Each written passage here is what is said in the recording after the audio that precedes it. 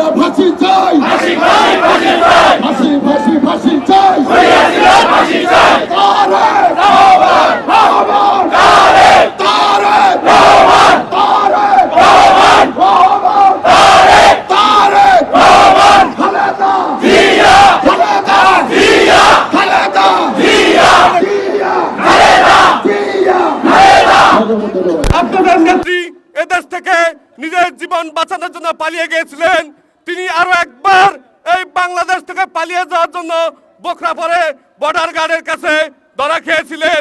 তিনি যখন এই বাংলাদেশে এই আওয়ামী লীগের উপর যখন বালা মুসিবত আসে তখনই তিনি পালিয়ে যাওয়ার জন্য প্রস্তুত হন। প্রিয় মন্ত্রীবৃন্দ, আমি বলতে চাই এদেশ থেকে যখন পালিয়ে গেছে তিনি আর এদেশের মাটিতে আর যেন না ফিরতে পারেন আপনাদেরকে যথেষ্ট সজাগ থাকতে হবে।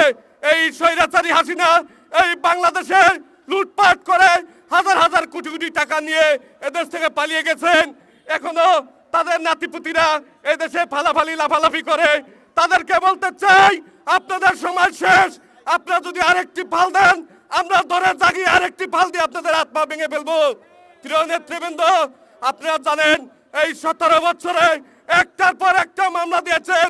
আমি থাকি মাদারীপুরে, আমার নামে ওই ঢাকায় মারার মামলা হয়। আমি থাকি বাড়িতে, আমার নামে মাদারীপুরে 2-3টা মামলা হয়। প্রিয় নেতৃবৃন্দ, এই প্রত্যেকটি মামলার হিসাব আপনাদের দিতে হবে। প্রত্যেক মাসে মাসে আপনাদের নামে মামলা হবে। সবাইকে এই রাজপথে থাকার জন্য উদাত্ত আহ্বান জানিয়ে আমি আমার বক্তব্য শেষ করছি। খোদা হাফেজ। বাংলাদেশ জিন্দাবাদ, বাংলাদেশ জাতীয়তাবাদী ছাত্র দল জিন্দাবাদ। দেশনায়ক তারুণ্যের অহংকার দেশনায়ক তারেক রহমান জিন্দাবাদ। দেশনেত্রী বেগম খালেদা জিয়ার সুস্বাস্থ্য কামনা করছি।